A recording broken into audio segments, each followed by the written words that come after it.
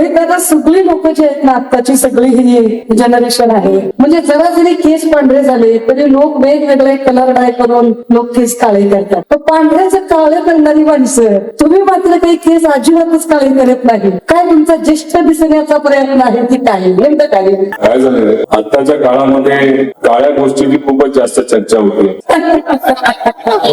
त्याच्या भ्रष्टाचार सुद्धा काळाच असतो. खरं तर काळ्या बाहुल्या सुद्धा चालतायत मार्केटमध्ये, काळ्या बाहुल्या सुद्धा मार्केटमध्ये आल्यात. तेच म्हणतो, काळीची चर्चा खूपच जास्त चालली आहे. काळ्या बाहुल्या आणि बरंच काय, आणि त्याला लालची साथ, लाल पिंगाची साथ. अरे वा. खरं तर हा प्रश्न तुम्ही जो विचारला, माझी मुलं आणि माझी पत्नी रोज मला हा प्रश्न विचारतात, केस काळे. मी त्यांना एवढंच सांग की मी जसा आहे तसा आहे, ओरिजिनल रंग आहे, ओरिजिनल माणूस आहे आणि तो तसाच राहणार, एवढंच त्यांना त्या ठिकाणी सांगतो. त्यामुळे जसा आहे तसा आहे, जास्त मी टेन्शन घेत नाही. कदाचित राजकारणामध्ये स्ट्रेस जास्त असल्यामुळे त्याला पटपट पांढरी व्हायला लागली. पण पांढरं म्हणजे अनुभव. गेल्या 7-8 वर्षामध्ये राजकारणामध्ये अशा गोष्टी झाल्यात आणि असा अनुभव मला मिळालेला आहे. बघा, 2019 ला आमदार झालो, पूर्वी प्लेगची साथ असायची, तशी कोविडची साथ बघितली, सत्ता बघितली, विरोध बघितला, एक मोठा पक्ष फुटताना बघितला, तो फुटला की फुटला, आमचा पक्ष फुटला, परिवार फुटला, परिवारामध्ये पहिल्यांदाच खासदारकी एकामेकाच्या विरोधात होताना बघितली, मग आमदारकी बघितली, मग नंतर कुठंतरी परिवार एकत्रित येतो असं वाटायला, आणि त्याच्यातच त्या व्यक्तीवर विश्वास होता की उद्या जाऊन महाराष्ट्राचं प्रतिनिधित्व करण्याची ज्या व्यक्तीमध्ये धमक होती, म्हणजे आदरणीय अजितदादा, त्यांचा दुर्दैवी ऍक्सिडेंट सुद्धा बघितलं. परिवारातून एक कर्ता व्यक्ती आणि मोठा नेता गेल्यानंतर परिवारावर काय अडचण होती हे सुद्धा बघितलं. म्हणजे गेल्या 7-8 वर्षामध्ये अनेक गोष्टी बघितल्यामुळे कदाचित तो स्ट्रेस असेल, नाही तर तो अनुभव असेल, याच्यामुळे ते केस पांढरे झाले. पण या पांढऱ्या केसाची शपथ एक तर दादांना न्याय दिल्याशिवाय राहणार नाही. आणि महाराष्ट्रामध्ये जो कुठला आपला महाराष्ट्र धर्म आहे, जो संतांनी महामानवांनी हा इथं निर्माण केला, त्याच्यावरची काळी गजर त्या लोकांनी घातलेली आहे, त्यांचा सुद्धा खात्मा आपण एकत्रित त्या ठिकाणी केल्याशिवाय राहणार नाही, अशी शपथ या ठिकाणी. खरं तर मी पहिले 2-3 प्रश्न हलके फुलके विचारावे असं म्हटलं, पण दादा अगदी म्हणजे न्यूट्रल मधनं बाहेर आल्याला टॉप डबल टॉप टाकण्याच्या तयारी दिसत आहे. आणि आपण परिवाराच्या संपर्काने बोललात. खरं तर महाराष्ट्रातलं पवार कुटुंब हे सगळ्यात मोठं कुटुंब समजलं जातं, आणि त्या मोठ्या कुटुंबाचा आपण ही एक भाग असलो ही भाग निश्चितच भूषणाव बाब आहे.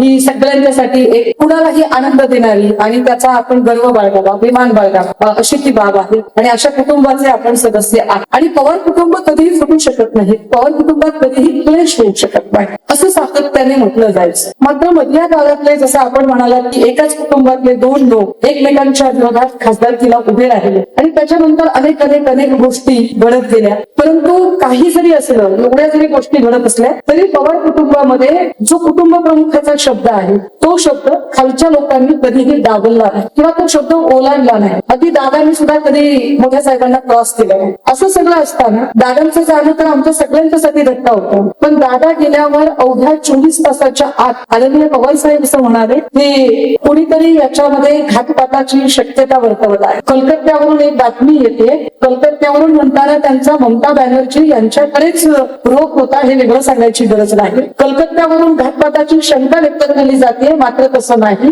हा अपघातच आहे. एकदा पवार साहेबांनी बोललो म्हणजे बोललो, पत्थर की लकीर असं असताना सुद्धा अवघ्या 8व्या-9व्या दिवशी आपण मात्र हा अपघात नसून घातपात आहे असं म्हणाला. पवार साहेबांनी सांगितलेली ती लाईन ती क्रॉस करून आपण मांडताय. 28 जानेवारीला सकाळी 8:45च्या आसपास ऍक्सिडेंट झाला. 9:10 नाही तर 5 मिनिटं असताना आम्हाला कळालं की आपले दादा हे आज आपल्यात नाहीत. हॉस्पिटलला आम्ही सर्वजण तिथे गेलो. पवार साहेब तिथे आले. पवार साहेब तिथे आल्यानंतर एक तर ते खूप भावनिक होते. अजितदादा 18 वयाचे असताना त्यांचे वडील वारले. त्यांना आणि श्रीनिवास काका म्हणजे त्यांचे बंधू, त्या दोघांनाही मुलासारखं पवार साहेबांनी आणि प्रतिभातांनी वाढवलं. एक वेगळं नातं अजितदादांचं आणि साहेबांचं होतं. आणि दादा कितीही कडक दिसले तरी ते मवाळ आणि भावनिक होते. नंतर राजकारणात आले. पवार साहेबांनी ताकद दिली. दादांचं कर्तृत्व मोठं होतं, स्वकर्तृत्व ते मोठे झाले. एक भावनिक नातं त्यांचं होतं. ठीक आहे, मध्ये 2-3 वर्ष वैचारिक लढाई ही शक्य, वैचारिक लढाई ही झाली. पण कितीही आपण वडिलांबरोबर भांडलो, आई आई बरोबर मांडलो, आपल्या भावना आणि आपलं जे नातं असतं ते तर असतंच ना. त्यामुळे जेव्हा दादांचा हा ऍक्सिडेंटचा विषय त्यांच्या समोर आला, ते आले आणि त्यांनी ते सगळं बघितलं, तर पवार साहेब भावनिक दृष्टिकोनातून खचले. पवार साहेबांना खचलेलं पण मी बघितलेलं नाही, पण आपण ज्याला मुलगा मानतो, मुलासारखा होतो, त्याचं वय कमी असताना सुद्धा तो आपल्या समोर तिथं जर त्यांचा मृत्यूदेह पडला असेल, जवला असेल, तर हे कसं साहेबांना वाटलं असेल याचा विचार तुम्ही सर्वांनी केला. आणि त्याच्यातच तिथं असणारे पोलीस डिपार्टमेंट पवार साहेबांना आम्हाला भेटलं आणि त्यांनी विचारलं की अंत्यविधी आपण आज करणार आहात का उद्या करणार. पाठ तो तिथं होता. लाखो लोक हे अजितदादांचे फॅन होते. दादांचं अंतिम दर्शन त्यांना घ्यायचं होतं. पवार परिवाराने ठरवलं की त्या दिवशी संध्याकाळी आपण अंतिम दर्शनासाठी लोकांना संधी देऊ आणि दुसऱ्या दिवशी आपण अंत्यविधी करू. त्याच्यात आमच्याकडनं प्रश्न पोलीस डिपार्टमेंटला करण्यात आला, उद्या आपल्याला सोय करायची, कोणाला अडचण होणे याची दक्षता त्या ठिकाणी घ्यायची. अंदाजे किती लोक उद्या येईल? त्यांनी सांगितलं 16 ते 17 लाख लोक उद्या अंत्यविधीला घेऊ शकतात. त्यांनी अजून हेही सांगितलं की सोशल मीडियावर वेगळ्या प्राचीन लोक चिडले, लोकांमध्ये नाराजगी, लोक अलिगेशन करतायत, काही लोकांची नावं घेत आहेत. याच्यात जर उद्या कुठं काय झालं तर एक वेगळी परिस्थिती निर्माण होऊ शकते याचा अंदाज आदरणीय पवार साहेबांना आला. आणि उद्या समजा तुम्ही तिथे आला असताना तर आलाही असता, जर पवार साहेबांनी वेगळं स्टेटमेंट दिलं असताना तर स्टेटमेंटच दिलं नसतं आणि दुसऱ्या दिवशी भावनिक दृष्टिकोनातून प्रेमापोटी एका व्यक्तीने दगड मारला, धक्काबुक्की केली असते आणि चुकून दंगल झाली असते, तर शेवटी इजा सामान्य लोकांना झाली असती. त्या दृष्टिकोनातून पवार साहेबांनी 5-6 तासाच्या आतच त्यांनी ते स्टेटमेंट केलं, उद्या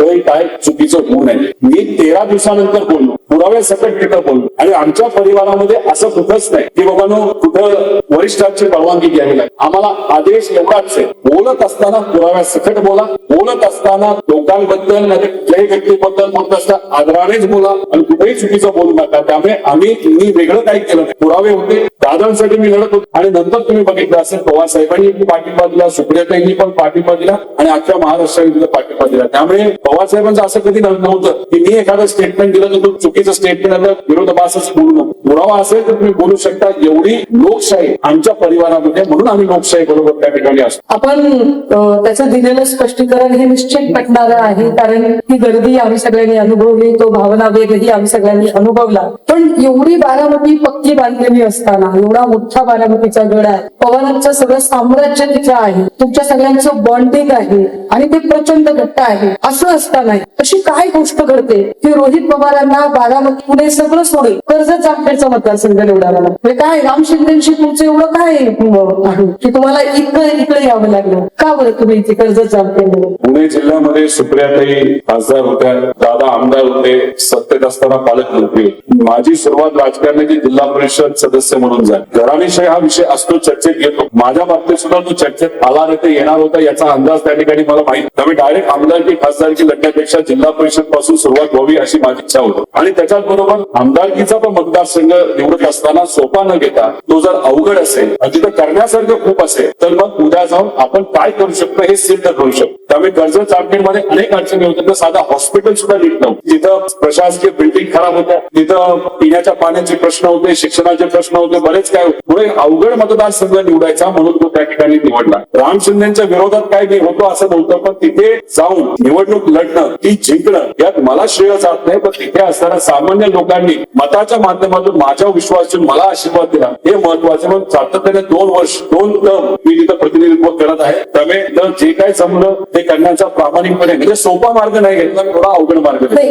कर्जत जामखेड मधला झालेला जो बदल आहे तो आम्ही बघतोय. विशेषतः आता जो नवा नगर आणि जामखेडला होणारा जो एक चांगला मार्ग तयार झाला आहे तोही बघतोय आम्ही. मधले अंतर्गत रस्ते बघतोय, बराचसा बदल आता होतोय, ही चांगली गोष्ट आहे. असं असताना सुद्धा दुसऱ्यांदा निवडणूक लढवताना मात्र विजय खूप चिकिरीचा होतोय असं वातावरण झालं. आणि तरी सुद्धा तुम्ही जिंकलात याचं श्रेय कुणाला? कारण आता आपण जिथे बोलत आहोत तिथून जवळच निलंगा आहे आणि निलंग्यामध्ये पाशा पटेलांची आता बऱ्यापैकी साम्राज्य उभं राहते. पाशा पटेलांची एक सभा तुमच्या मतदारसंघात झाली, इथे पाशा पटेलांचे खूप सारे कोणाला श्रेय असेल? पाशा पटेलांच्या सभेला, राम शिंदेच्या प्रभावहीन प्रचाराला कंटाळलेली भाजपाला कंटाळलेले लोक की रोहित पवारांचं कर्तृत्व काय नेमकं काय आहे त्याच्यात? श्रेय मलाही जात नाही, कोणालाही जात नाही. तिथं असताना जनतेला हे श्रेय त्या ठिकाणी जातं. खरं तर आपण बघितलं नाही तर आमचा अंदाज जो होता तो खूप मोठा होता. 10 आमदार आमचे निवडून आले, खासदार 8 निवडून आले. जे थोडक्यात त्याचं मोठ्या मताधिकारी पडलेले जे आमचे उमेदवार होते त्यांच्याशी संवाद साधल्यानंतर बोलल्यानंतर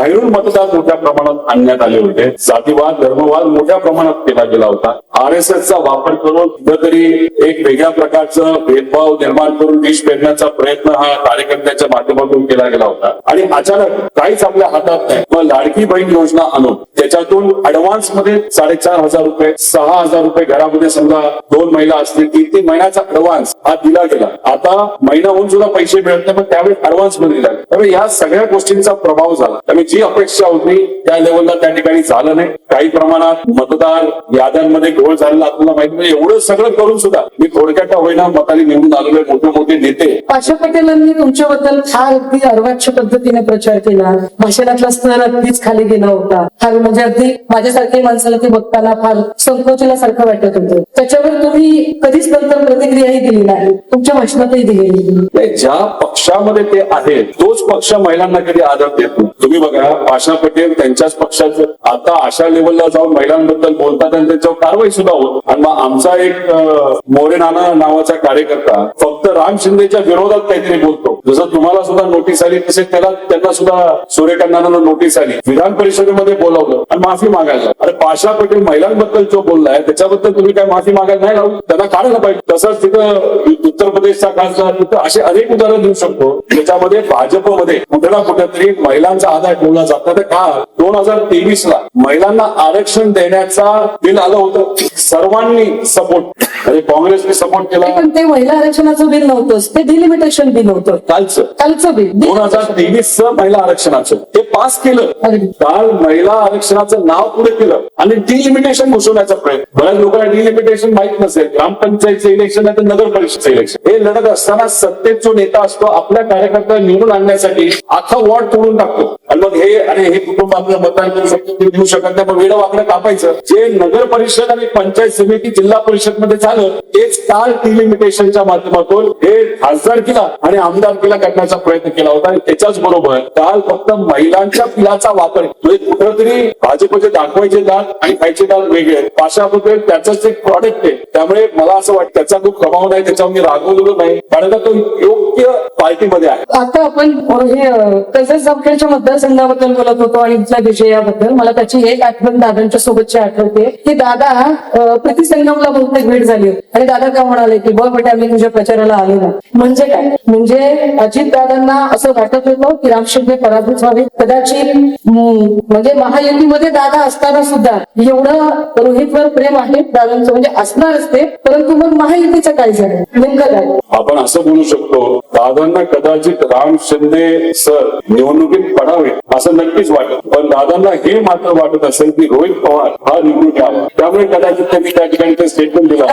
हे म्हणून पवार का असतात त्याचं हे चांगलं उत्तर आहे की पवार कसे असतात आणि पवार कशी उत्तरं देतात. पण म्हणून पवारांना जोडून की तुमचं आणि दादांचं इतकं सुंदर बॉन्डिंग आणि दादांचं जाणं दादा गेल्यानंतरचा एक जो उत्तम स्टँड जो संबंध महाराष्ट्राला वाटत होतं की हा स्टँड कोणीतरी घेतला पाहिजे आणि हा स्टँड आपण घेतला. आणि हा स्टँड घेत असताना आपला सगळ्यात आपण टप्प्याटप्प्याने स्टँड घेऊ. आपण पहिल्या टप्प्यात फक्त अपघाताच्या संबंधाने बोलत होतात आणि खूप विस्तृतपणे बोलत होतात. यातल्या PSR कंपनीबद्दल आपण बोलत होतात आणि त्यावेळेला आपण असं सांगितलं की दादा बाय रोड जाणार होते, पण दादा बाय रोड न जाता त्या दिवशी त्यांनी फ्लाईटचा प्रवास केला जो दादांना करायचा नव्हता. नेमकं काय आणि एका माणसाचा फोन आला. आपण थेट पटेल आणि तटकरेंकडे आरोप करताय. आरोप करतोय असं मी म्हणणार नाही. आमच्या मनामध्ये शंका आहे, त्या शंकेचं निरसन झालं पाहिजे. 27 तारखेला दुपारपर्यंत कॅबिनेट होती, कॅबिनेट मधून दादा मोकळे झाले होते. त्यानंतर काही व्यक्तिगत कामं होती म्हणून ते ती कामं सोडवत होते. संध्याकाळी एक बैठक ठरली होती सुनील तटकरेंबरोबर. ती बैठक समजा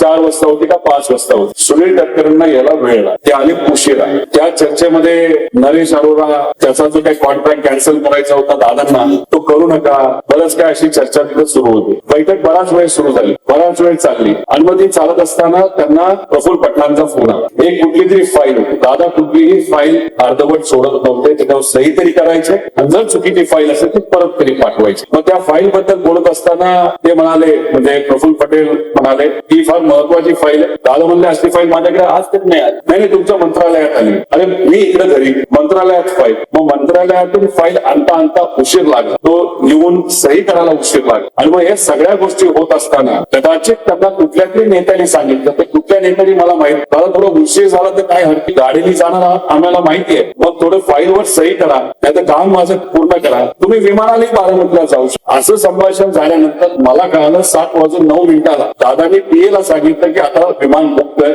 मग त्यानंतर विमान हे दुसऱ्या दिवशीसाठी बुक केलं गेलं. जे विमान आपल्या सर्वांना माहिती आहे त्याचा अपघात त्या ठिकाणी झाला. माझं म्हणणं एवढंच आहे, आपण जेव्हा म्हणतो कॉन्स्पिरसी, आपण जेव्हा म्हणतो याला क्रिमिनल अँगल, आणि पण तुम्ही तपास केला तर तुम्हाला कळेल की क्रिमिनल अँगल आहे का नाही. आम्हाला शंका आहे, पण तुम्ही तपासच कुठल्या बाजूने जर करत नसाल तर ही गोष्ट योग्य नाही. पण त्यामुळे यावर सुनील तटकरेंचं असं म्हणणं आहे की हे आम्हाला बदनाम करण्यासाठी आहे. उलट आम्ही सुनेत्रा वहिनींना एक प्रोटेक्टिव्ह कव्हर देण्याचा प्रयत्न करतोय. सुनेत्रा वहिनीच आमच्या पक्षाच्या नेत्या आहेत, मात्र या पक्षावर ताबा घ्यायचा होता ज्यांना, त्यांनी हे सगळं कुभांड रचलं. अप्रत्यक्षरित्या ते आपल्यावर रोखच करतायत की आपल्याला या पक्षाचा ताबा घ्यायचा होता. मग ताबा कुणाला घ्यायचा होता? तुम्हाला त्या पक्षाचा ताबा घ्यायचा होता की त्यांना ताबा घ्यायचा होता? हे नेमकं ताबेदारीचं भांडण काय आहे? ताई, तुम्हालाही माहिती, मी जेव्हा बोलता तेव्हा पुराव्यासकट, मी जेव्हा बोलतो तेव्हा पुराव्यासकट बोलतो. अजित दादांचा ऍक्सिडेंट 28 जानेवारीला झाला, त्यानंतर दुसऱ्या दिवशी जे बीजेपीचे एक खूप मोठे देशाचे नेते आहेत आणि मंत्री आहेत, गोयल साहेब, त्यांनी स्टेटमेंट दिलं एका पत्रकारासमोर. त्याचा व्हिडिओ तुमच्यापर्यंत आलेला की प्रफुल्ल पटेल हे अजितदादांच्या पक्षाचे राष्ट्रीय अध्यक्ष झाले, म्हणजे भाजपने डिक्लेअर केलं अजितदादांच्या आणि पक्षाचं. गोयल कोणी गल्ली मुलातल्या टपरीचे चालक नाहीये, खूप मोठे नेते आहेत. मोठे नेते. मग दुसऱ्या दिवशी पत्रकारांवर आपण फोडलं आणि पत्रकारांनी चुकीचं सांगितलं म्हणून मी असं काहीतरी बोललो. पण 13 दिवसानंतर पुराव्यासकट मी कागद दिला. तो कागद मी लोकांसमोर आणला की त्या कागदावर सुनील तटकरेंची सही आहे, प्रफुल्ल पटेलांची सही आहे आणि अजून त्यांचा कोणता तरी कार्यकर्ता त्याची सही आहे. त्या पत्रामध्ये स्पेसिफिकली असं लिहिलं आहे की जेव्हा राष्ट्र अध्यक्ष नसतील त्यांच्या अनुपस्थितीमध्ये कार्य अध्यक्षाला सगळी ताकद देण्यात यावी. मग ताबा गेल्यानंतर हे पत्र द्यायचं काय कारण? हे बोलत असताना ते असंही बोलतात की आधी ठरलो. अरे आधी म्हणजे कधी ठरलो? 2023 मध्ये त्यांची एक बैठक झाली होती तेव्हा ठरलं होतं का? मग दादांच्या सह्याचे काय पुरावे आहेत का? त्याबद्दल ते काही बोलणार नाही. मला तर खरं तर ऑर्गनायझरला विनंती करायची आहे. इथं सुषमाताई एक सामाजिक कार्यक्रमासाठी काही कार्यकर्त्यांचा महत्वाचा विषय असल्यामुळे थोडा त्यांना उशीर झाला. मी आलो स्टेजवर, मी आले तुम्हाला काय म्हणलं, काय प्रश्न विचारायचा विचार. धाडस ना, चूक केली नाही ना, मी धाडसी आहे. चूक केली नसेल, मनामध्ये खोट नसेल तर मी कशाला घाबरला? कोण काय प्रश्न विचारेल? मी घाबरलो का? मग उद्याची मुलाखत, मला तर असं वाटत होतं की उद्याची मुलाखत प्रसन्न जोशींनी घेण्यापेक्षा किंवा मी आपली मुलाखत घेण्यापेक्षा थेट आपली आणि तटकरे साहेबांचीच समोरासमोर मुलाखत झाली असती तर ते अधिक उत्तम झालं असतं. काय हरकत झालं असतं, उत्तम झालं असतं आणि पुरावे विचारले असते. पण तरी ही गोष्ट होणार नाही. प्रसन्न जोशी साहेब कडक प्रश्न विचारतील असं मला वाटतं, कारण त्यांनी मला विचारले असेल तर मला कडकच विचारले असते. आता सुषमाता येत नाही पण काही सोप्या नाहीत. मला वाटतं की त्यांनी फारच तयारी करून आलेले आहे. त्याही मला योग्य दृष्टिकोनातूनच आणि अवघड असतील तरी ते प्रश्न विचार. पण माझं एवढंच म्हणणं आहे, नाही मला अजून एक अवघड प्रश्न विचारायचा आहे.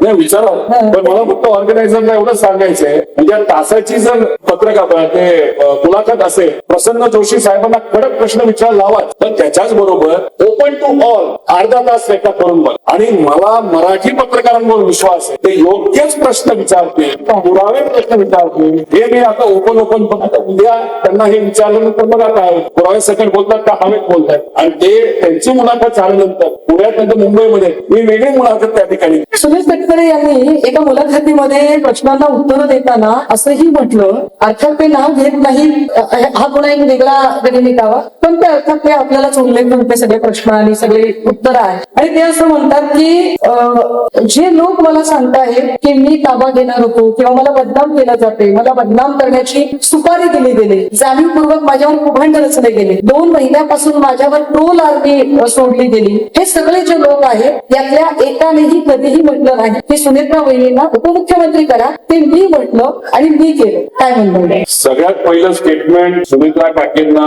उपमुख्यमंत्री करा, राष्ट्रीय अध्यक्ष करा, हे कदाचित माझं असेल का 4थ्या दिवशी होत. सुमित्रा काकींना राष्ट्र अध्यक्ष या 2 नेत्यांनी केलेलं नाही. त्यांना 40 पैकी 35 आमदारांनी लिखित पत्र त्या ठिकाणी दिलं. पण त्यांनी जर नाही म्हटलं असतं तर, कुणी जर तटकरे आणि पटेलांनी नाही म्हटलं असतं तर काय झालं? पक्षाचे मालक आहेत का? पक्षाचे मालक कोण तर तिथे असणारे पदाधिकारी मालक, कार्यकर्ता मालक, त्यांनी मतदान करत असताना सुमित्रा काकींना निवडून दिलं. त्यामुळे हे टक्के वाजवत आहे. आता ही व्यक्ती जी उद्या येणार आहे यावर चाकणकर म्हणजे आता खरं तर त्यांची काही मध्ये चर्चा करावी की नाही असा प्रश्न आहे, पण त्या दरम्यान चाकणकर असं म्हणत होत्या की आमच्या पक्षातले निर्णय हे आदरणीय पटेल साहेब आणि आदरणीय तटकरे साहेब घेतात, त्यामुळे बाकीच्यांनी याच्यामध्ये बोलायची गरज नाही. हा अप्रत्यक्षरित्या पुन्हा आपल्यावरच रोप होता त्यांचा, म्हणजे चाकणकरांनी म्हटलेलं. त्यांना मला एकच प्रश्न करायचा आहे, त्यांच्या पक्षामध्ये निर्णय जर प्रफुल्ल पटेल आणि तटकरे जर घेत असतील तर मग घराच्या त्या बोडू मांबाच्या नादी लागण्याचं हे तटकरेंनी सांगितलं का प्रफुल्ल पटेल? दुसरा हे सुनील तटकरे साहेब कुठे येत आहे, सुरुवातीला म्हणत होते विलिनीकरणाची चर्चाच झाली नाही. मग आम्ही मुद्दे मांडल्यानंतर बोलायला लागले, नाही तर लोकांकडनं त्यांना त्रास दिल्यानंतर ते म्हणायला लागले हो हो झाली होती चर्चा. मग आधी बोलता वेगळं आणि नंतर बोलता वेगळं. त्याला जोडून अजूनच जो माणूस तू टप्पी भूमिका घेतो आणि जो खोटं बोलतो त्याच्यात विश्वास ठेवायचा हे सुद्धा आपण सगळे समजायला. जोडून ते असं म्हणाले की दादा गेले अगदी त्याच दिवशी या सगळ्या मंडळींनी, म्हणजे जे तटकरे आणि पटेलांना निशाणा करतायत या सगळ्या मंडळींनी अगदी त्याच दिवशी एक बैठक घेतली आणि हा पक्ष ताब्यात घेण्याचा प्रयत्न केला. त्यात किती सत्यता आहे? कसं सत्य असेल? एक तर पवार साहेब याच्या आधी कधीही तुम्ही कागद घेऊन बोलताना बघितलंय का त्यांना? ज्या दिवशी ऍक्सिडेंट झाला पवार साहेबांना अक्षरशः बोलता येत नव्हतं, वाचावं लागलं. ही पवार साहेबांची भावनिक मानसिकता त्यावेळेस होती आणि आम्हाला तर काहीच कळत नव्हतं. आमची बैठक झाली. अहो मला असं विचारायचंय, हा प्रश्न तुम्ही सुनील तटकरेंना करूच नका. हा 23 तारखेनंतर सुनेत्रा काकींना हा प्रश्न. माझं मत असं आहे की सुनेत्रा काकींना एक प्रेशर करण्यात प्रफुल्ल पटेल आणि तटकरेंनी की तुम्हाला काही झालं तरी चौथ्या दिवशी शपथ घ्यावी लागेल, शपथ घेतलीच पाहिजे. तो एक प्रोटोकॉल आहे, त्यानंतर अडचणी वाढू शकते, हे होईल ते होईल ही भीती कुठेतरी सुनेत्रा काकींनी दाखवल्यानंतर चौथ्या दिवशी सुनेत्रा काकींची इच्छा नसताना सुद्धा त्यांनी शपथ त्या ठिकाणी घेतली. आता सुनेत्रा काकींनी सांगावं की खरंच सुनील तटकरे आणि प्रफुल्ल पटेलांनी प्रेशर केलं होतं का नव्हतं का त्यांनी स्वतः तिथे शपथ घेतली. सुनेत्रा काकीच खरं सांग. त्यामुळे हे जे आहेत आधी वेगळं आणि नंतर वेगळं बोलणाऱ्या लोकांना आपण विश्वास ठेवायचा. दादांच्या न्यायासाठीचा लढा आपण फार ताकदीने लढताय. राष्ट्रवादीचे नेते पटेल आणि सुनील तटकरे यांच्यावर आपण थेटपणे बोलता. या दोघांच्या संदर्भात तुमच्याकडे अशी नेमकी काय माहिती आहे की ज्याच्यामुळे आपण खात्रीने सांगताय की हा पक्ष विलिनीकरण होणारच होतं, परंतु या दोघांनी जाणीवपूर्वक ते विलिनीकरण होऊ दिलं नाही. आणि त्याला जोडून असू दे, जर हे विलिनीकरण झालं असतं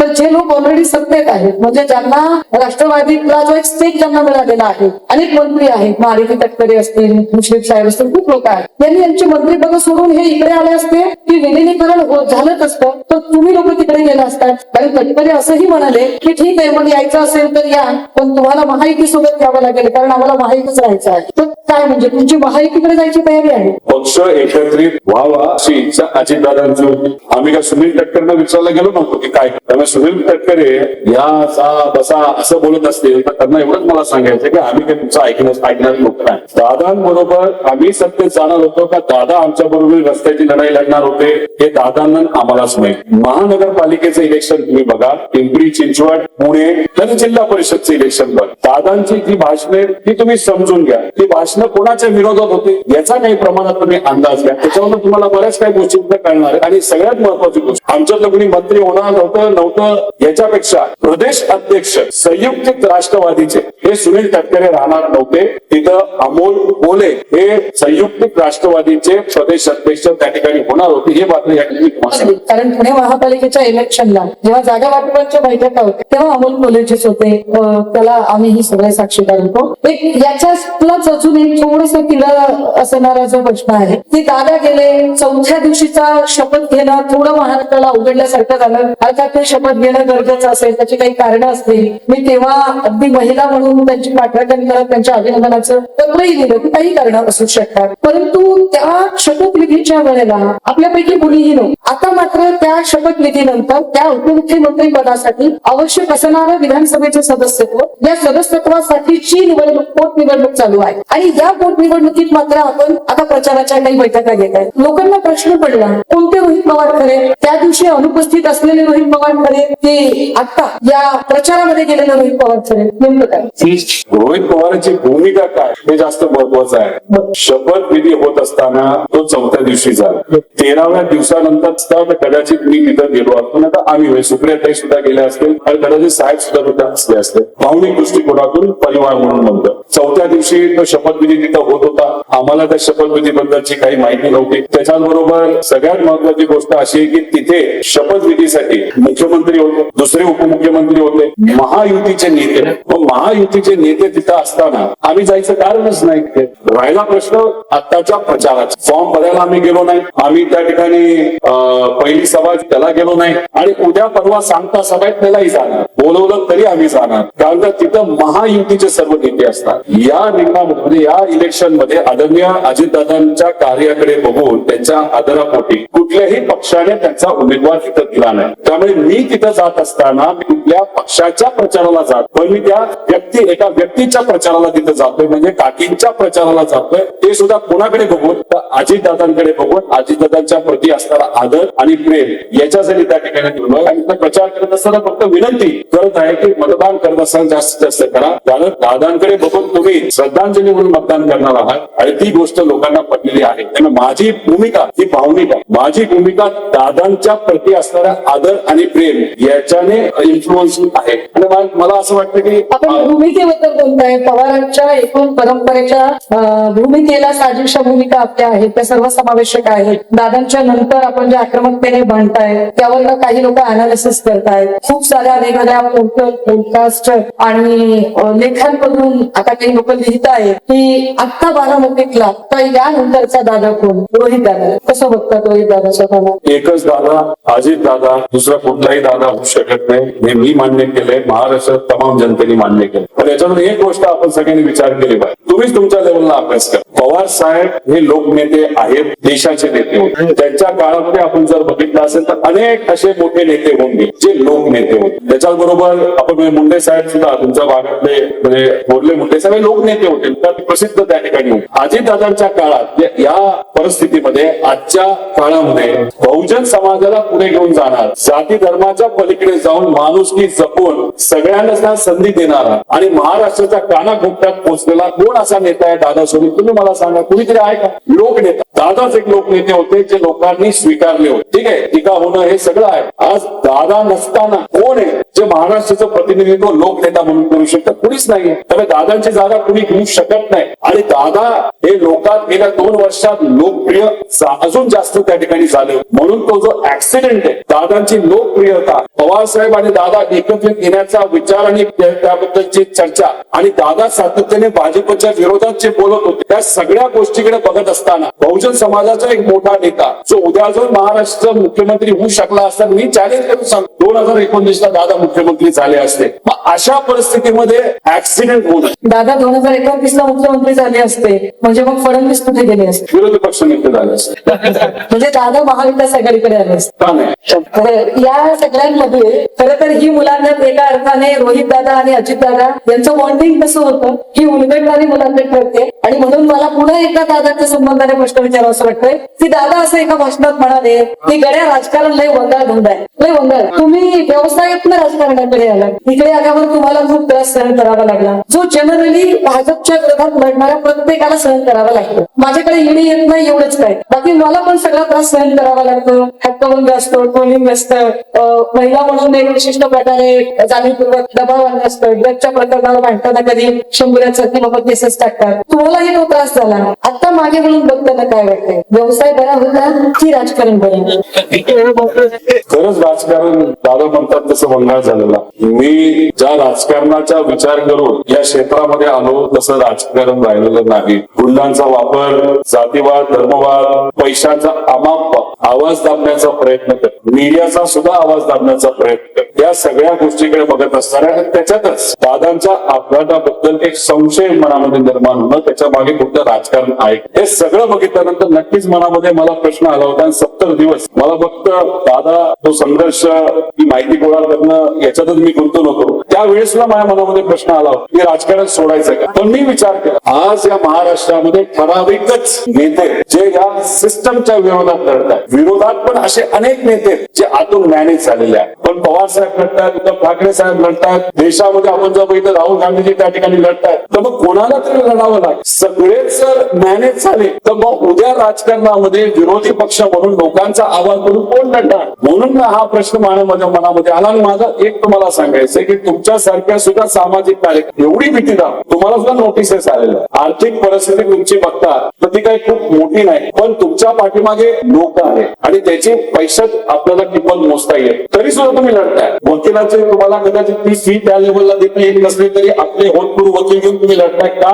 महिलांसाठी लढताय, सामान्य लोकांसाठी लढताय. आणि तुमच्यासारखे असे अनेक आहेत. आणि पत्रकारांमध्ये सुद्धा काही पत्रकार आहेत जे खरं तर लढतायत आणि त्यांना मेन चॅनलनी बाहेर वेगळ्या वेगळ्या कारणांमध्ये काढलं असलं तरी युट्यूब चालू केलं, त्यांनी फेसबुक पण लिखाण सुरू केलं. तुम्ही पण लढताय. त्यामुळे तुमच्या सगळ्यांकडे बघून मलाही वाटलं लढायचं तर मनापासून लढायचं. म्हणून आज आम्ही त्या ठिकाणी लढत आहे. आम्ही मॅनेज होणारी लोक नाही, घाबरणारी लोक नाही, लोकांचे लढत राहणार. आणि मी एक तुम्हाला सांगतो, नक्कीच आम्हाला विजय मिळाल्याशिवाय राहणार नाही. त्यावेळेस प्रशासन काय असतं आणि शासन काय असतं हे लोकांना आम्ही चांगलंच त्या ठिकाणी दाखवून देणार, ज्याच्यात लोकांचं नक्कीच समाधान होईल असं मला वाटतं. पण तुम्ही हे सगळं लढत असताना तुमची एफआयआर महाराष्ट्रात झाली नाही. त्या एफआयआर साठी तुम्हाला कर्नाटकात जावं लागलं आणि कर्नाटकात एफआयआर झाली. यावरून ऑन फ्लोअर राज्याचे मुख्यमंत्री फडणवीस असं म्हणतायत की यामुळे महाराष्ट्राचा रोहित पवारांनी अपमान केला. तुमच्यामुळे महाराष्ट्राचा अपमान होतोय. एका दृष्टिकोनातून ते बरोबर याच्यासाठी आहे. अजितदादांचा ऍक्सिडेंट झाल्यानंतर, नंतर घातपात झाल्यानंतर महाराष्ट्राच्या लोकांचा आवाज प्रामाणिकपणे मी बनण्याचा प्रयत्न,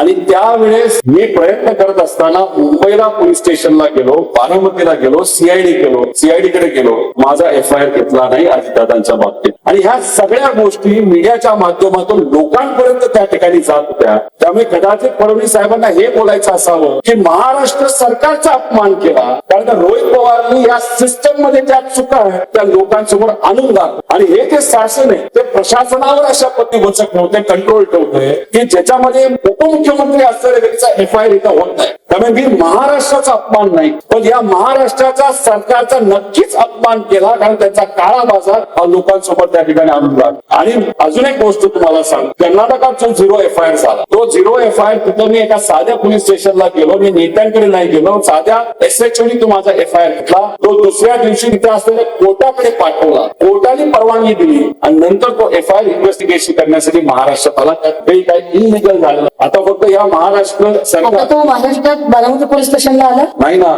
म्हणजे मी विधानसभेमध्ये बोलत असताना मला मुख्यमंत्री साहेबांनी उत्तर दिलं, मी सीआयडी कडे त्यांनी तो पाठवला. डीजीपी साहेबांकडे मी गेलो, त्यांच्याशी मी बोललो की साहेब आता इन्व्हेस्टिगेशन होणार का या विषयावर? ते म्हणाले चांगला व्यक्ती, डीजीपी महाराष्ट्राचे चांगले, पण एका अभ्यासू व्यक्तिमत्वासारखं ते मला सांगण्याचा प्रयत्न करत होते. इन्व्हेस्टिगेशन आणि एन्क्वायरी याच्यामध्ये फरक. मी म्हटलं साहेब मला हे शब्दात अडकू नका, इन्व्हेस्टिगेशन होणार आहे का? नाही, या एफआयआर वर इन्व्हेस्टिगेशन तपास नाही होणार, पण या एफआयआर वर एन्क्वायरी मात्र आम्ही त्या ठिकाणी, म्हणजे कर्नाटकात जाऊन आम्ही जो एफआयआर आणला तो अजूनपर्यंत या सरकारने स्वीकारलेला नाही. म्हणजे तत्वतः, आता हा शब्द कोणाचा आवडतीचा आहे तुम्हाला माहिती आहे, तत्वतः कर्जमाफी, तत्वतः हा मान्य झाला, पण दुर्दैव असा हा फाईल नाही झाला, म्हणजे अजूनपर्यंत तो एक्सेप्ट नाही झाला. म्हणजे हा शब्दाचा खेळ आहे, तो सुद्धा एवढ्या मोठ्या नेत्याच्या अपघाताबद्दल, म्हणजे हे खरंच दुर्दैव आहे. हे महाराष्ट्राचं सरकार हे कोणाचंच होऊ शकत नाही अशी आजची परिस्थिती आहे. इतक्या सगळ्या अशा कठीण काळात तुम्ही लढत असता, हे मी माझ्यावरून बऱ्याचदा अनुभव करते की मला माझी आई सतत, तिचा एकच फोन असतो, बरी असतात, सुरक्षित पोहोचलीस का आणि जेवलीस का, या सगळ्यांवरती तुमच्या आईचे रिएक्शन माझी आई, माझे वडील, माझी पत्नी, माझे सासरे, सासू, बहीण, घरचे सर्वजण, मुलं मुली, म्हणजे माझा एक मुलगा 9 वर्षाचा आणि मुलगी 13 वर्षाची, ते सुद्धा तसं बरंच टेन्शन मध्ये असतात. पण जेव्हा मी हा मुद्दा मांडत होतो मीडिया समोर तेव्हा टेन्शन खूपच जास्त होतं. पण जेव्हा एफआयआर झाला कुठेतरी त्यांना सुद्धा वाटायला लागले की नाही, संघर्ष केल्यानंतर यश मिळतंय. पण अजून सुद्धा माझी पत्नी निघाल्यानंतर कुठं पोहोचलाय, कोणाबरोबर आहे, संध्याकाळी कुठे राहतोस, कोणाबरोबर आहे, याच्या मागे प्रेम तर आहेच, पण या प्रेमामागे काळजी सुद्धा आहे. परिवाराला टेन्शन आहे, मी मान्य करतो, त्यांची याच्यामध्ये चूक नाही की मी आज संघर्ष करतो, पण त्यांनी मान्य सुद्धा केलं नाही की हा कोणाचाच त्या ठिकाणी ऐकणार, कारण शेवटी कुठे ना कुठे त्याग करावा लागतो. जर आपण सामाजिक जीवनामध्ये असेल, राजकारण जर स्वीकारलं असेल, सामाजिक जीवन स्वीकारलं असेल, तर परिवाराला थोडासा त्रास होतो, तो एक त्याग आहे. मी त्यांची जाहीर माफी या ठिकाणी मागतो. पण एक गोष्ट मात्र खरी आहे, मी लढायला मागे सरणार नाही. मी हा लढा लढणार आणि इकडे जो कुठला महाराष्ट्र धर्मासाठी लढा लढावा लागेल, तो सुद्धा आपल्या सर्वांसारखेच चांगले कार्यकर्ते, चांगले पदाधिकारी आणि पत्रकार सुद्धा यांच्याबरोबर येणाऱ्या काळामध्ये जो कुठला लढा असेल आपण एकत्रित लढूया, एवढं याकडे सांगतो. मी मुलाखतीच्या शेवटाकडे जाते. रॅपिड फायर कडे मला जायचंय, पण रॅपिड फायरच्या आधीचा मला एक दोन प्रश्न जे सतत पडत आहेत. एका मुलाखतीमध्ये राजेंद्र दादांनी एक खंत व्यक्त केली होती की खरं तर सगळे कुटुंबातले एकसारखे होते, पण तरीही दादांच्या संधी बघता राजेंद्र दादा बऱ्यापैकी कुटुंब आणि सगळा व्याप सांभाळत राहिले. आता सुद्धा जे आम्ही बघतो जामखेडला गेल्यावर विशेषतः आमचं सगळ्यांचं म्हणजे व्यक्तिशः माझं सुद्धा आदरातिथ्य ज्या पद्धतीने सुनंदा वहिनींकडून होतं, आमच्या सगळ्यांची काळजी होती. सुनीता वहिनी, सुनंदा वहिनी दोघीही पवार कुटुंबातल्या सुना आहेत, दोघी कर्तबगार आहेत. दोघींचंही महिला आणि एकूण सामाजिक क्षेत्रात, शैक्षणिक क्षेत्रात प्रचंड काम आहे. दोघींचा कामाचा उल्लेख चांगला आहे. तुलनेमध्ये सुनंदा वहिनींना अजून जो तो एक मोठा कॅनव्हास आहे, तो कॅनव्हास मिळाला नाही. तुम्हालाही असं वाटतं का, किंवा तो अजून असला पाहिजे, अजून जास्त तो व्यापक झाला पाहिजे असं वाटतं का? कारण हा सगळ्या कदाचित हे बोललं जात नाही, पण एका माऊलीचे कष्ट ते तसेच राहत आहेत. ते अनसेड आहे, ते अनडिफाईन आहे, ते डिफाईन होत नाहीये ते कष्ट. सुनेत्रा काकी सुद्धा कष्ट करतात, सामाजिक क्षेत्रामध्ये त्यांचं काम आहे. दोघींचे. माझी आई सुद्धा कष्ट करते. आमच्या परिवारामध्ये म्हणजे मी, माझे आजोबा अप्पासाहेब पवार सामाजिक क्षेत्रामध्ये काम करत होते, पण राजकारणात नव्हते. माझे वडील आणि माझी आई सामाजिक क्षेत्रामध्ये खूप मोठं नाव, पण मीडियापासून लांब ते राजकारणापासून लांब. अजित दादा हे 22-24 वर्ष सत्तेत राहिले, मंत्री राहिले. त्यामुळे तिथं काम करत असताना सुनेत्रा काकींना चांगली संधी मिळाली, व्याप्ती मिळाली, लगेच कामं त्या ठिकाणी होत होते, त्यातून ते काम करत राहिले. मीडिया कव्हरेज त्या ठिकाणी मिळालं. कोणाला काय मिळालं याच्या खोलात जाणं, पूर्वीच्या काळात जाणं हे मला खूप योग्य वाटत नाही, कारण ते त्यांचं कर्तृत्व आहे. पण एक गोष्ट मात्र त्या ठिकाणी सांगतो, राजकारणामध्ये मी आज जे आलेलो आहे ते फक्त आमदार राहण्यासाठी आलो. त्यामुळे उद्या राजकारणामध्ये खूप पुढे जायचंय, खूप मोठं व्हायचंय. ते होत असताना मात्र त्यावेळेस माझ्या आई वडिलांनी जी लोकांची सेवा त्या ठिकाणी केलेली आहे, तिथं जेव्हा मोठं व्यासपीठ मी राजकारणामध्ये मोठं झाल्यामुळे मिळेल, त्याच्यातून आज ते लाखो लोकांपर्यंत पोहोचले, त्यावेळेस ते करोडो लोकांपर्यंत पोहोचले. पण समाजकारणच करतील आणि ती जी काही व्यासपीठ आहे, जी काही ताकद आहे, ती ताकद देण्याचा प्रामाणिकपणे मी प्रयत्न करेन. कारण माझं स्वप्न आणि त्यांचं स्वप्न माझ्याबद्दलचं ते सेमच आहे. ते त्या रोहित पवारांचं स्वप्न काय आहे? अशा लेवलला जायचं या महाराष्ट्राच्या राजकारणामध्ये. कधीही कुणीही माझ्या समोर आलं तर एका फोनवर त्या व्यक्तीचं काम कुठल्याही मंत्र्याकडे नाही तर कुठल्याही अधिकाऱ्यांकडे लगेच त्या ठिकाणी झालं. पण एवढी ताकद या राजकारणाच्या माध्यमातून मला मिळाली. पण युवा पिढीतले जे नेते आहेत, आमचे नेते आदित्यजी असतील, आपण असाल, अशी जी 2-4 जी युवा नेत्यांची नावं आहेत, ती भविष्यातल्या मुख्यमंत्री पदाचं पोटेन्शियल असणाऱ्या नावांमधली नावं असतात. रोहित पवारांना मुख्यमंत्री होण्यापर्यंतचा प्रवास करायला आवडेल. कुठल्याही क्षेत्रामध्ये काम करत असताना त्या क्षेत्रात सर्वात उच्च पद कुठलं हे महत्वाचं असतं. उगाच लपून काही ठेवायचं. राजकारणात काम करत असताना सर्वच लोक हे त्या पदाकडे बघून काम करत असतात. मी जिल्हा परिषद सदस्य असताना सत्ता आमच्या पक्षाची होती, तेव्हा पद नाही घेतलं. महाविकास आघाडी सरकार आल्यानंतर सत्ता महाविकास आघाडीची होती, तेव्हा कुठलं पद त्या ठिकाणी घेतलं नाही. कारण मला कुठेतरी प्रूव्ह करायचं. मी ते प्रूव्ह करण्याचा प्रामाणिकपणे प्रयत्न. आणि एक गोष्ट मात्र खरं आहे की ते जे सर्वात मोठं पद आहे त्याच्याबद्दल मी विचार करत नाही असं नाही, नक्कीच विचार करत आहे. पण फक्त पदच मिळालं पाहिजे याच्यासाठी माझ्या जीवनामध्ये जे उसूल आहे, जे काही विचार आहे, ते मात्र त्या ठिकाणी मी कॉम्प्रोमाइज करणार नाही. त्यामुळे राजकारण महत्वाचं, पद महत्वाचं, पण तो प्रवास करत असताना शॉर्टकट मात्र त्या ठिकाणी काही घेणार नाही. हे म्हणजे तुम्ही गुवाहाटीला जाणार नाही थोडक्यात? गुवाहाटीला जाणार नाही, काळी पूजा करणार नाही,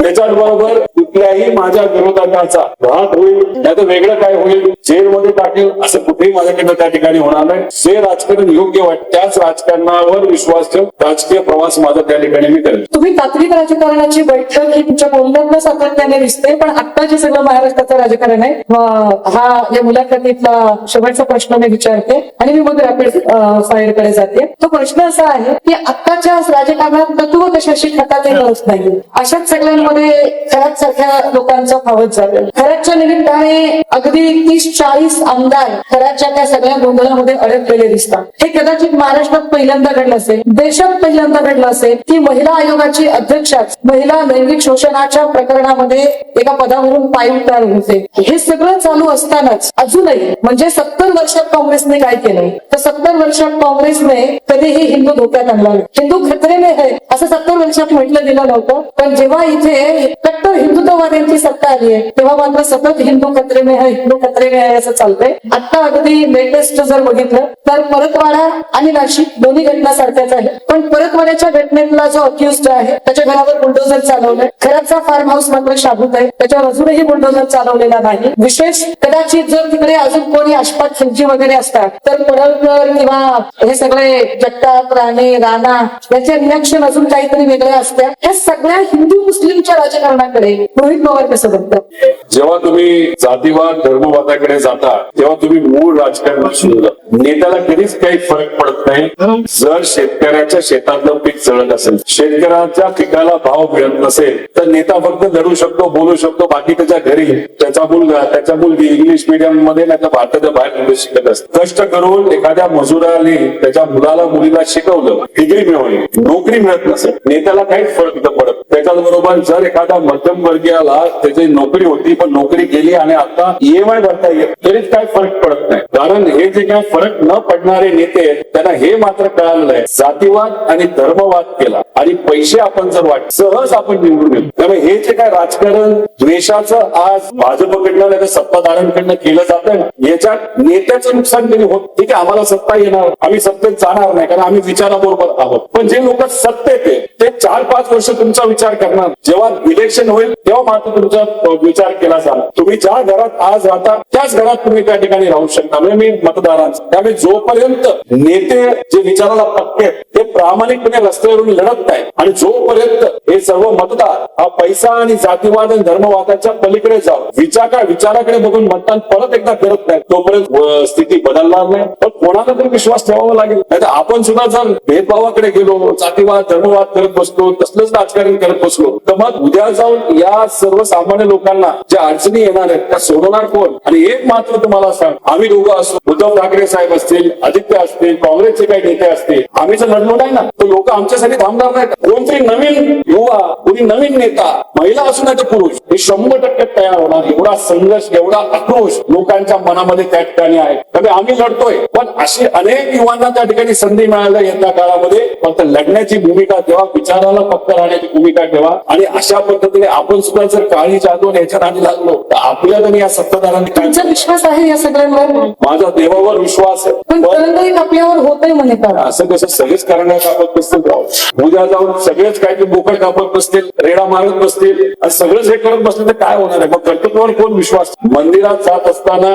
चप्पल बाहेर काढणं, स्पर्श करणं, नतमस्तक होणं, चांगली भावना ठेवणं, संतांनी दिलेल्या विचाराप्रमाणे काम करत असताना कुठलाही भेदभाव न ठेवता जशा वारीमध्ये आपण कुठेही भेदभाव न करता फक्त देवाचं जप त्या ठिकाणी करत असतो तोच खरा आपला विचार आहे. माणूस त्या पद्धतीने केलं जावं तसंच कळलं. जे एका बाजूला तुम्ही पूजा करताय, करणं कापताय, फोटो कापताय, सगळं कापताय आणि दुसऱ्या बाजूला शेतकरी आत्महत्या करतोय, विद्यार्थी आत्महत्या करतोय, महिलांवर अत्याचार होत, ते कसलं राज? हे योग्य नाही. त्यामुळे सगळेच असं करायला लागले. आता एखादा सामान्य व्यक्ती समजू शकतो अनेक अडचणी आहेत, मग आपण या बंधुबाबाच्या नादी कधी कधी त्या ठिकाणी लागतो. पण पुरोगामी महाराष्ट्रामध्ये नेत्याचं बंधुबाबाच्या नादी लागत असते तर मग काहीतरी बिघडले. पण सरळ करण्याची दमक मात्र मतदारांमध्ये, मतदारांनी योग्य निर्णय येत्या काळामध्ये घ्यावा. एक शेवटचा प्रश्न विचारते दादा. आपण लातूर जिल्ह्यामध्ये आहोत आणि लातूर हे कालकथित लोकनेते विलासरावजींच्या नावाने ओळखले जातं. या लातूरवर विलासरावजींची एक अमिट अशी छाप आहे. पण जसं आता तात्विक राजकारणाचा मुद्दा आला त्याच विलासरावजींच्या बद्दल अत्यंत अवहेलनात्मक बोलायचा प्रयत्न लातूरमध्ये येऊन ही मात्र भाजप प्रदेशाध्यक्ष रवींद्र चव्हाण यांनी केली आणि ते म्हणाले की विलासरावांची ओळख पुसायला काय फार वेळ लागणार.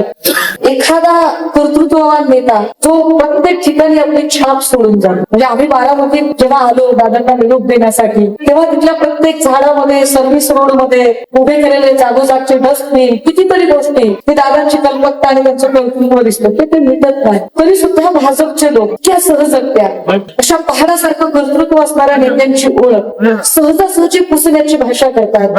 ही हिंमत येते कुठे?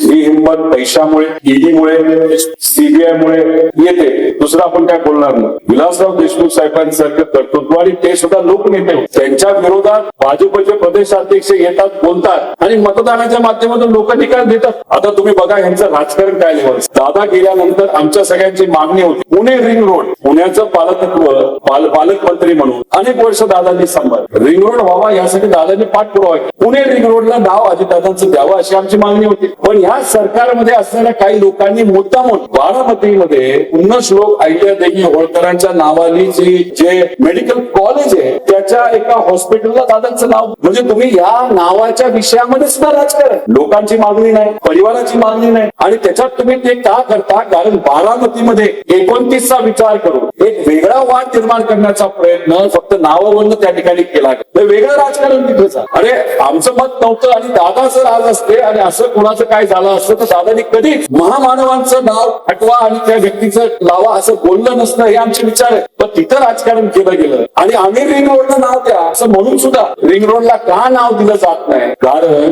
रिंग रोडला नाव दिलं ते आयुष्यभर त्या ठिकाणी राहील. उद्या जाऊन युवा पिढी विसरेल, ज्यांना दादांमध्ये कदाचित माहित नसेल लहान मुलं ते कोण होते, त्यांची आई, त्यांचे वडील सांगतील दादा फार मोठे नेते होते. भाजपची स्टाईल आहे त्या लोकनेत्यांचं नाव हळूहळू कमी करायचं आणि त्यांचे तथाकथित जे नेते त्यांचं नाव पुढे पुढे आणायचं ही त्यांची एक पद्धत आहे. पण कितीही काय केलं तरी दादांसारखं, विलासराव देशमुख साहेबांसारखं, मुंडे साहेबांसारखं हे जे लोकनेते होऊन गेले ना त्यांचं नाव सहजासहजी कुणी त्या ठिकाणी पुसू शकत नाही. कितीही भाजपने प्रयत्न करा, कितीही काय केलं तरी लोकांच्या मनातून या लोकनेत्यांचं नाव तेही पुसू शकत नाही. दादा तुम्ही अतिशय मनापासून सगळी उत्तरं दिलेली आहेत आणि मला वाटतं बऱ्यापैकी मराठी सगळ्या पत्रकारांच्या मनातले प्रश्न बऱ्यापैकी घेतलेले आहेत. त्यांच्या चेहऱ्यांवरून ते दिसत आहे. आपण एक हलका फुलका राऊंड करतोय रॅपिड फायरचा, ज्याच्यामध्ये फक्त 2 पर्याय आहेत. एकच पर्याय निवडायचा आहे, दुसरीकडे अजिबात तुम्हाला जायचं नाहीये आणि त्या रॅपिड फायरची सुरुवात करते. 30 सेकंदात तुम्ही उत्तर द्याल अपेक्षा आहे. तुमचा आवडता विरोधक कोण? एकनाथ शिंदे की देवेंद्र फडणवीस? देवेंद्र फडणवीस साहेब. त्याच्यामध्ये शिंदेना क्लिअर करताय तुम्ही? नाही, एखादा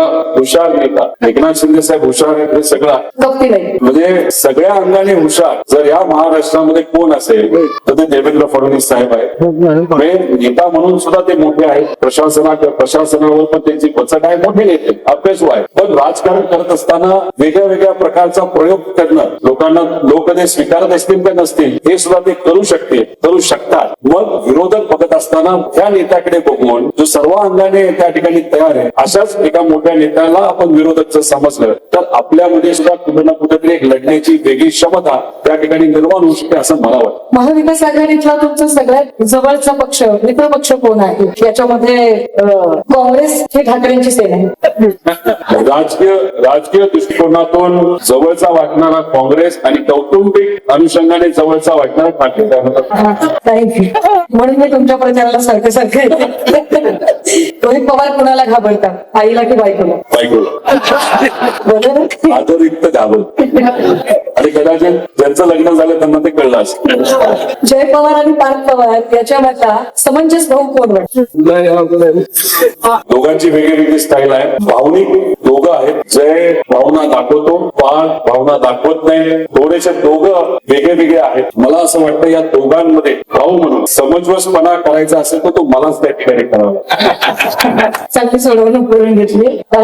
तुम्हाला या मागच्या 10 वर्षातले जे एकूण मुख्यमंत्री महाराष्ट्राला मिळाले, या मुख्यमंत्र्यांमध्ये सगळ्यात आवडलेले मुख्यमंत्री कोण? शिंदे, ठाकरे, फडणवीस? खरं तर सगळ्यांची वेगळी स्टाईल. उद्धव ठाकरे साहेबांकडे बघितल्यानंतर आपला माणूस आहे, घरचा माणूस आहे असं त्या ठिकाणी वाटतं. एकनाथ शिंदे साहेबांकडे बघितल्यानंतर कार्यकर्त्यांचा माणूस आहे, रांगडागडी आहे, लढायला तयार आहे, कार्यकर्त्यांसाठी दानत आहे असं काही प्रमाणात त्या ठिकाणी वाटतं. देवेंद्र फडणवीस साहेबांकडे तर हुशार आहेत, अभ्यासू आहेत, प्रशासनावर कंट्रोल आहे. त्यामुळे या तिघांमध्ये वेगळेपण नक्कीच त्या ठिकाणी करतात. पण याच्यात साहजिकच उद्धव ठाकरे साहेब हे जवळचे असल्यामुळे ते जवळचे आपल्या त्या ठिकाणी वाटतं. महाराष्ट्राच्या पहिल्या महिला उपमुख्यमंत्री तर मिळाल्या आपल्याला, पण महाराष्ट्राच्या पहिल्या महिला मुख्यमंत्री म्हणून कुणाला बघायला आवडणार आहे? रोहित पवारांना आपल्या कुटुंबातल्या कुठल्या स्त्रीला बघायला आवडणार आहे? मी महाराष्ट्राचं विचारतच नाहीये. सुप्रिया सुळे, सुनेत्रा पवार याच्यामध्ये खरं तर बघायला तुम्ही कुटुंब म्हणून विचारत असाल, काही महाराष्ट्राचा नागरिक म्हणून विचारत असाल, हे थोडंसं मी दोघींमधलं काय चूज करेल? जर दोन पर्याय असतील की सुप्रिया सुळे की सुनेत्रा पवार, तर रोहित पवारांना मुख्यमंत्री पदाचा अधिक कॅलिबर कोणामध्ये वाटेल?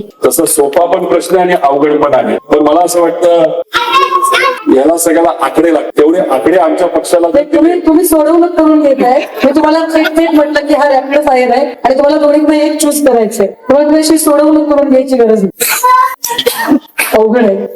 अवघड याच्यासाठी आहे. सुप्रियाताई लोकसभेत काम करतात नाही होत ना. तिथं सुनेत्रा बहिणी सुद्धा संसदेतच होत्या पण आले नाही इकडे. आलंय. पृथ्वीराज बाबा संसदेतच होते पण आले इकडे त्यांच्या. आपल्याकडे अशी खूप लोक आहेत. नाही, सुप्रियाताईंमध्ये क्षमता आहे. सुप्रियाताई व्हाव्यात असं वाटेल तुम्हाला? क्षमता आहे. शेवटी क्षमतेवर त्या ठिकाणी असतं. काही उपमुख्यमंत्री झाले, त्यांना पद मिळाले, पुढच्या काही वर्षांमध्ये त्या कशा काम करतात हे आपल्याला बघावं लागेल. आज त्यांना अजून एक सुद्धा पद त्या ठिकाणी मिळालं. तेव्हा पवार साहेबांची मुलगी असताना सुद्धा न केंद्रात त्यांना संधी मिळाली ना राज्यात संधी मिळाली. त्यामुळे त्यांच्या क्षमता आहे, त्यांना खूप करण्याची संधी कधी त्या ठिकाणी मिळालेली नाही. येणारी निवडणूक रोहित पवार कुठून लढतील? कर्जत जामखेड मधून की बारामती विधानसभेतून? महाराष्ट्रातून करणार.